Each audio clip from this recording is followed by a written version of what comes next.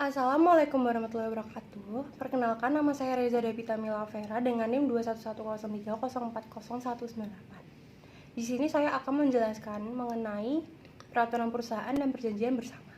Di sini saya akan menjelaskan mengenai peraturan perusahaan yang diatur dalam Undang-Undang Nomor 13 Tahun 2003 tentang Ketenagakerjaan Pasal 1 Ayat 20, di mana dalam undang-undang tersebut menyatakan bahwa peraturan perusahaan merupakan peraturan yang dibuat oleh pengusaha secara tertulis yang berisi tentang syarat-syarat kerja dan tata tertib perusahaan. Nah, peraturan perusahaan itu ada dengan tujuan untuk mewujudkan kepastian syarat-syarat kerja di perusahaan. Kemudian dan juga untuk melindungi hak-hak buruh dari syarat-syarat kerja yang tidak baik atau bertentangan dengan peraturan perundang-undangan yang berlaku. Nah, peraturan perusahaan itu memuat mengenai yang pertama ada hak dan kewajiban pekerja, yang kedua ada hak dan kewajiban pengusaha, yang ketiga ada syarat-syarat kerja, dan yang keempat ada tata tertib perusahaan, dan terakhir ada jangka waktu berlakunya peraturan perusahaan. Pembuatan peraturan perusahaan itu yang pertama ada pengusaha yang memperkerjakan paling minimal 10 buruh wajib memiliki peraturan perusahaan. Yang kedua, dalam satu perusahaan hanya ada satu peraturan perusahaan.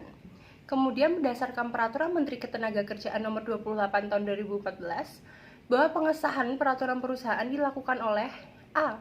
Kepala Satuan Kerja Perangkat Daerah Bidang Ketenagakerjaan, yang B. Kepala SKPD Bidang Ketenagakerjaan Provinsi, yang terakhir Direktur Jenderal Pembinaan Hubungan Industrial dan Jaminan Sosial Tenaga Kerja.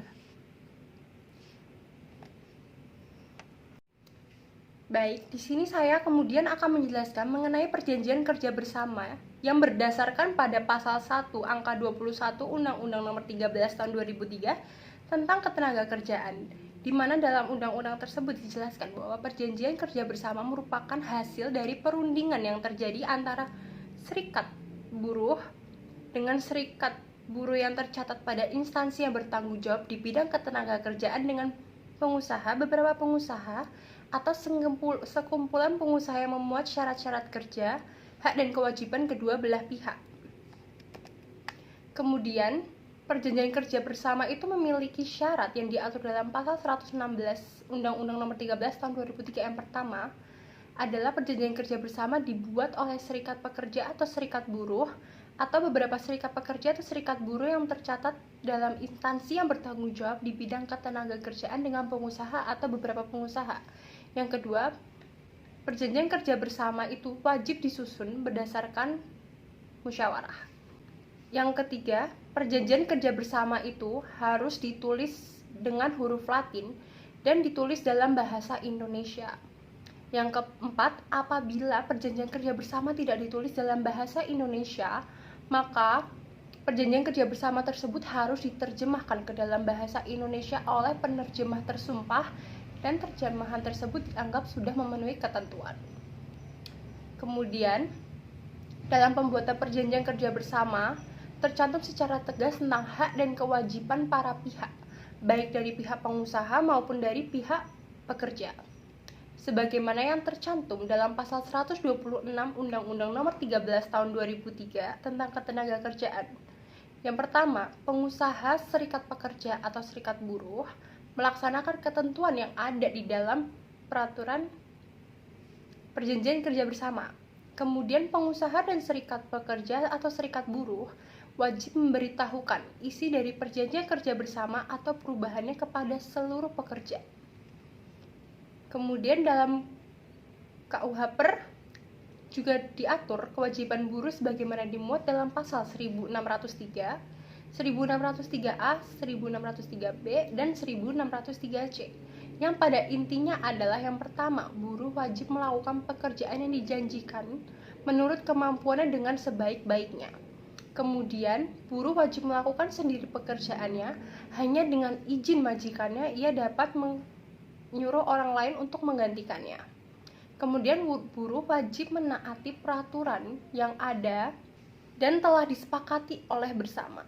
Kemudian, buruh yang tinggal menumpang di rumah majikannya wajib berkelakuan menurut tata tertib rumah tersebut.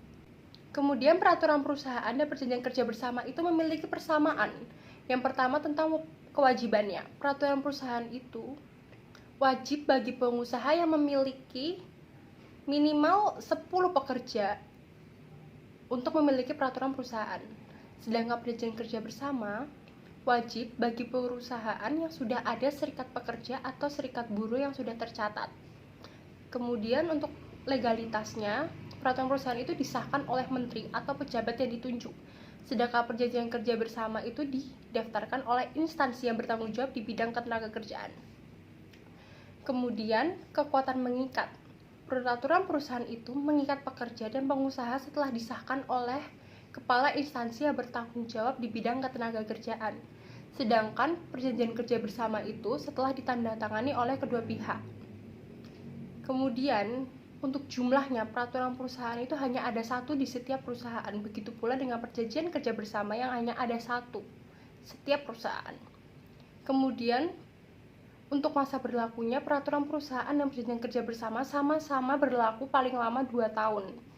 Kemudian, untuk beban biaya pembuatan, peraturan perusahaan itu ditanggungjawabkan kepada pengusaha. Begitu pula dengan perjanjian kerja bersama yang menanggungjawabkan semua kepada pengusaha.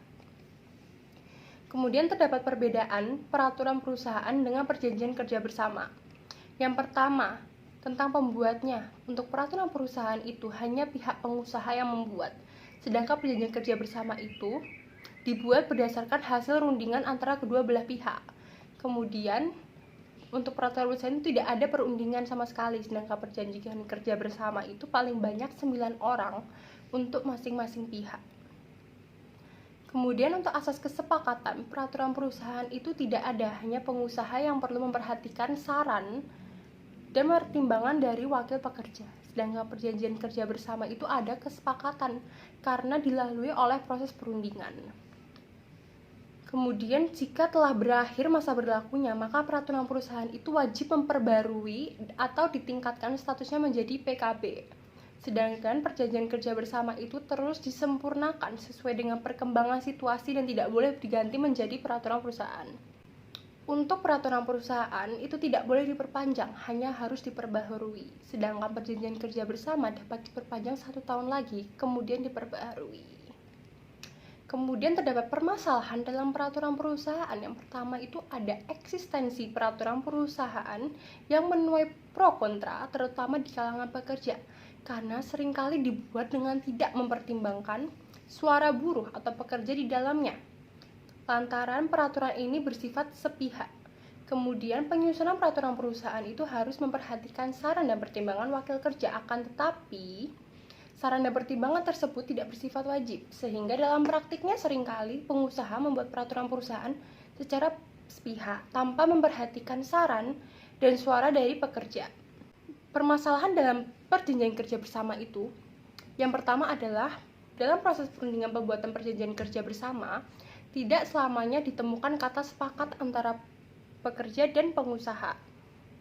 Karena seperti yang diketahui bahwa keduanya itu membawa kepentingan yang berbeda dengan satu antara lainnya. Yang kedua, hal yang paling sering menimbulkan perselisihan dalam perjanjian kerja bersama itu adanya ketentuan pasal 124. Hal tersebut disebabkan karena klausul pasal tersebut sulit dimengerti dan dipahami oleh masyarakat awam, terutama buruh atau pekerja, bahkan oleh pengusaha pembuat perjanjian kerja bersama, sehingga mengakibatkan multitafsir yang rawan menimbulkan konflik antara kedua belah pihak. Sekian penjelasan dari saya, semoga dapat dipahami. Kurang lebihnya mohon maaf. Wassalamualaikum warahmatullahi wabarakatuh.